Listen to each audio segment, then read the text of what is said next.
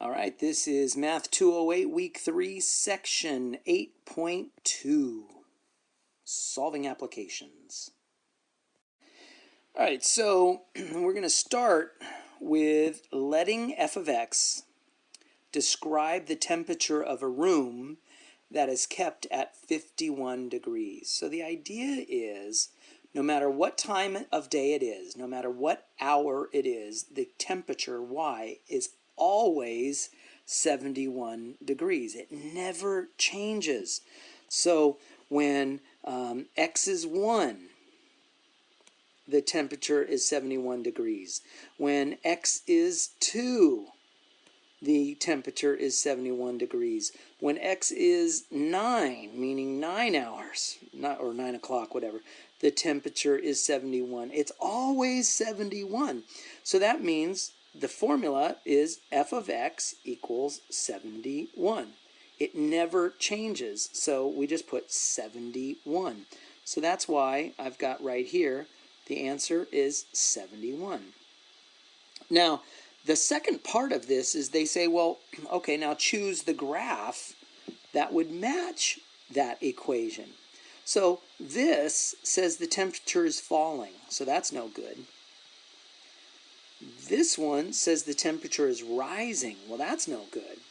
So these two pictures are at least reasonable because they say the temperature is flat. The temperature always stays the same. So now you have to decide, well, which one of these is the correct one. So if we zoom in on this one, you can see that here's 50, here's 100, so this is 60, 70, 80, 90, 100. So this is 50, 60, 70, 80, about 85 degrees. So that guy is definitely no good because he's about 85. And so that leaves, by a process of elimination, this one, and sure enough, if you zoom in, you could see 50, 60, 70, 71. There's our answer. Now, the next part is complete a table for hours. So when x is 0, what's f of x? It's 71. When x is 4, what's f of x? 71. It's 71. It's going to be 71 every single time, no matter what time of day it is. And so what type of function is this? It's called a constant function. Constant because the time, or the answer is constant. It never changes. All right, so here we are told that a car is initially 70 miles south of the border between two states and is traveling south. So I'm going to draw a picture of what the heck is going on here. And so we have a border between two states, and a car is right here. All right, and there's the car driving south. All right, and it is currently 70 miles south of that border. And so each hour, of course, each hour that car moves further and further down, right? It's moving south. And so what we need to do is we need to figure out, what they're asking us to figure out is, here's the distance south of the border, and that's supposed to be a t, is equal to, now a is your rate. That's your speed.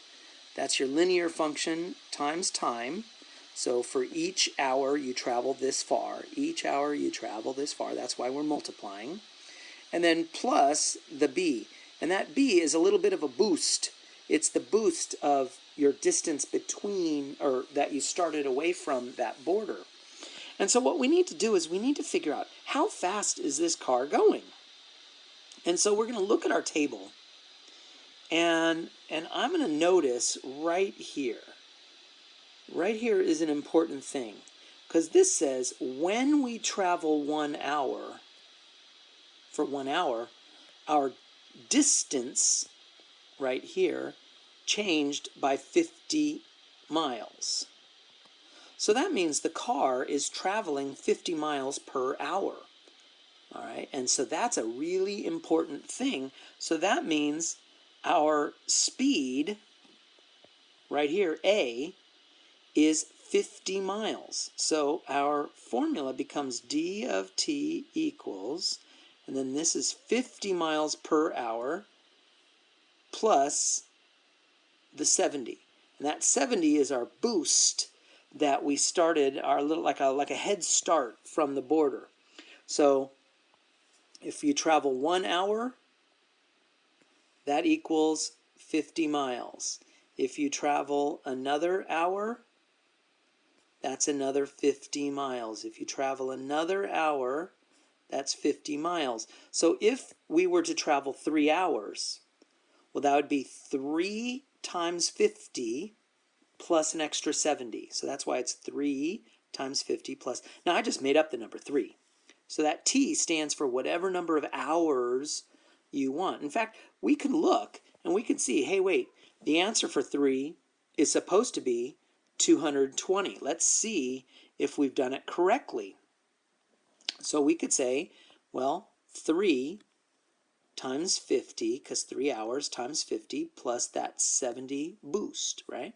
So 3 times 50 is 150 plus the 70 gives us 220. That's exactly the answer that we see it's supposed to be. So the formula that we want to enter into my math lab is right here. So we've got a certain region is losing about 28 million acres of rainforest each year. And so first part is write a linear function that calculates the change in acres of rainforest in millions in X years. So the idea is for every year it goes down by 28 million. For every year it goes down by 28 million. So the idea is, let's zoom out. And so let's say this represents the rainforest. And if 1 year passes, we have to subtract 28 million from the rainforest. If another year passes, we have to subtract another 28 million from the rainforest. And if another year passes, we have to subtract another 28 million. So for every year that passes, we subtract 28. So if 5 years passed, we know we're going to have 28 or minus 28 5 times. So that's 5 times negative 28. So the years is always going to be multiplied by negative 28. So we're always going to do the years being multiplied by negative 28, which is negative 28x. All right, so that's an x. So because we're letting x represent years. So that's what's going on. So our formula over here, f of x is equal to negative 28x. Although for my math lab, the only thing you're going to enter into the box is that negative 28x. So what does that mean? So f of 4 is equal to negative 28x. So we're going to replace the x with a 4. So this becomes negative 28 times 4. And I don't know what 28 times 4 is off the top of my head. 80, 100, I don't know. Geez, let me grab a calculator. So that's going to be 28 times 4, and that equals 112. Oh, yeah. Negative 112. So f of 4 is, and you're going to put right here, you're going to write negative 112. And then the last little part is it says, okay, interpret the results. So it says after, so what does f of 4 mean? It means after 4 years, the region can expect to have lost, and you're going to put 112 million acres of rainforest. You don't have to put the negative because the word lost is your negative. So after 4 years, the region can expect to have lost 112 million acres of rainforest, which kind of sad and bad for the environment. So the directions say, if a sample of a certain gas is heated, it will expand. And here's the formula that talks about how it will expand. So V is your volume. Don't worry about it. T is your time. Oh, no, T is your temperature. And so as the temperature rises, your volume is going to change. You know, that kind of makes sense. You know, like if you take some water and heat it up, the steam actually expands the volume, right? It's more voluminous than the water itself. Okay, so it expands. And so what we need to do is evaluate for V of 0. So we're going to take our formula, and I'm going to copy that formula. So that's V of T equals, and then it's this god-awful, ugly formula. It's like 0.17 T, oh, 174 T plus 40. Okay, so plus 40, and we are supposed to evaluate for V of 0. All right, well, that means wherever you see a T, you're going to replace it with 0. So that's going to be 0.174 times 0 plus 40. Well, clearly that's equal to 0 plus 40, so the answer is 40. So V of 0 is equal to 40. And so that is going to be the answer you put right here. Now the next section says, if the temperature increases by 10 degrees, how much does the volume increase? So the idea is, if you wanted to, we can use this as our starting point. And now let's say if the temperature increases by 10, that basically means let's figure out V of 10. So V of 10 is going to be 0.174 times 10 plus 40. So this equals 1.74 plus 40, which is equal to 41.74. So if you compare, so if the temperature goes up by 10, right here, if it goes up by 10, the temperature increased by 1.74, because originally the temperature was 40, now it's 41, or the volume. Now the volume is 41.74, so the volume, if the temperature increases by 10, the volume increases by 1.74. And so we would put 1.74 right here. And then what is the volume of gas when the temperature is 100 degrees Celsius? So again, what we're going to do is we're going to take that formula. That formula is V of T equals 0.174 T plus 40. And we're going to replace the T with 100. So that becomes 0.174 times 100 plus 40.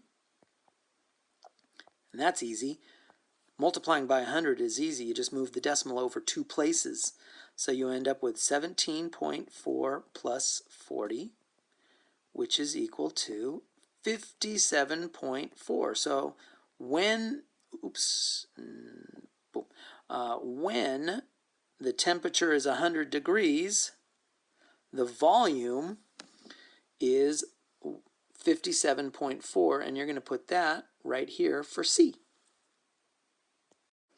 So here, Kara's Custom Tees experienced a fixed cost of $300 and a variable cost of $5 per shirt. Write an equation that could be used to determine the total expenses encountered by Kara's Custom Tees. So what does that mean? Basically, it means if you're going to create a t-shirt, all right, so let's do it right here. So first thing you've got to do is you've got to pay a flat fixed cost of $300. You have to. You have no choice. And then if you make one shirt, what is that going to do? Well, that's going to bump up your price by $5. If you make another shirt, what is that going to do? It's going to bump up your cost by $5. If you make another shirt, what is that going to do? It's going to bump up your cost by $5. And each shirt is going to cost an additional $5. So if you make, let's say you make 4 shirts. How much is that going to cost? Is it going to cost you $20? $5, $10, $15, $20? No. It's going to cost you these $20 plus the $300. So the idea is you take your number of shirts, you multiply by 5 because each shirt costs $5. Then you have to add in $300. So if you keep making shirts, and I don't know how many shirts you make. Let's say you make X number of shirts. So you make X shirts. So what's your formula? Well, your formula is going to be 5X plus the extra $300 at the very beginning. So this portion right here, that's your $5 times all the shirts that you make, plus you have to add in, and there's a big old huge plus sign, your $300 startup fee. So that's another way to think of your formula right here. So that's going to be 5X plus 300. So now the question is saying, well, what's the cost of producing 9 shirts? Well, the cost of producing 9 shirts is, we know the cost is 5X plus 300. So if you're going to make 9 shirts, that's going to be 5 times 9 plus 300. So 5 times 9 is 45 plus the $300 setup fee. That means it's going to cost you $345 to make your 9 shirts. And so the answer for that would go right here. All right, so you've got a certain type of exercise can help a person burn fat and lose weight. Each additional minute burns 10 calories per day. Write a linear function that models the number of calories burned X minutes after X minutes. So that's a super easy one. Each minute you lose 10 calories. Each minute you lose 10 calories. So that's going to be your formula. F of X is going to be 10X because each minute you burn 10 calories. So if you exercise for 5 minutes, it's going to be 5 times 10. If you exercise for 37 minutes, it's going to be 37 times 10. So done. There's your formula right there. Now, the question is, by burning an additional 3,500 calories, a person can lose 1 pound of fat. How many minutes of this particular exercise are needed to burn 1 pound in 15 days? Okay, so now first off, what we're going to do is we need to figure out how many minutes does it take to burn 3,500 calories. So the idea is it's going to be 3,500 is equal to 10x. So the idea is how many minutes, when you multiply by 10, does it take before you finally reach that magic number of 3,500? So we're going to divide both sides by 10, and you end up with x is equal to 350 minutes. But that's not the answer. The answer is, because they're asking us, we need to burn 3,500 calories in 15 days. So we know it's going to take 350 minutes to do it, but we have 15 days to do that. So we're going to take that 350 and we're going to divide by 15 and spread those 350 minutes amongst 15 days. So I'm going to take out my handy dandy calculator. I'm going to type in 350 divided by 15, and that gives me 23.3 minutes each day. So the question is, how many minutes each day would it take? And I'm going to take this number, and they want us to round it to 2 decimal places. So I'm going to write 23.33. And that is going to be the answer I type into the My Math Lab answer box. All right, so the table to the right shows the average length of a baseball game. So in 2000, the average length was 176 minutes.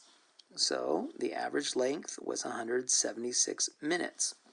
And then question B says, by how many minutes did the average length change each year? So we see to go from here to here, it dropped by 5. And then to go from here to here, it dropped by 5. So question B is it decreased by 5 minutes. So we're going to put this. And then question C says, find a linear function that models this. So the idea is, we know that we're starting at 176 minutes, but then it drops by 5 minutes each year.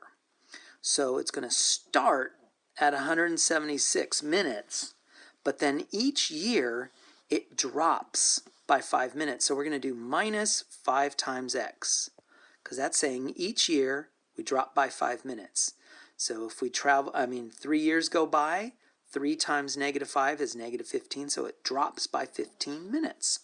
And so that is our formula. Now, another way you could have written it is you could have written it as negative 5x plus 176. That would also work, because that's saying your basic rate is 176 minutes, and then each year you drop by 5 minutes. That's another way you could have written your equation. And then lastly, question D says use this formula to predict the average length of 2004. So 2004 means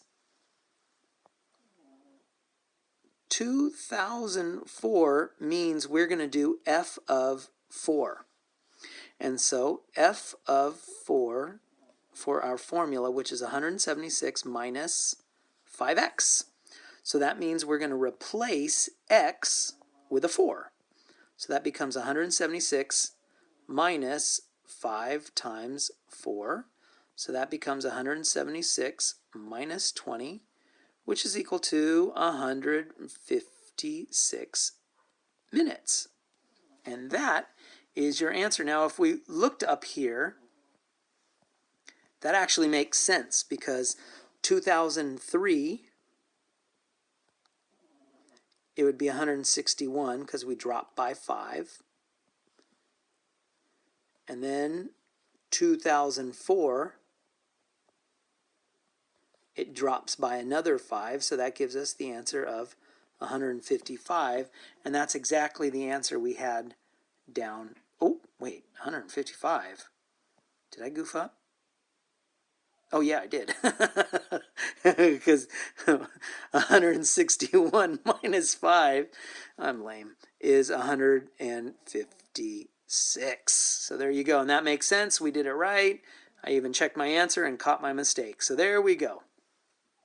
And the last problem for this video, it says the table to the right shows retail stores' share as a percentage of overall retail sales for various years. And you can see that the store is doing well because it's getting bigger and bigger and bigger. So the first part is the store's share in 2000 was what percent? Well, the answer is 4%, because it says so right there.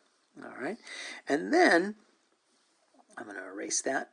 And then it says, question B, by how much did the store's share increase each year? And we can see that the store is getting bigger, the shares is getting bigger by 0.5 each time. It's getting bigger by 0.5.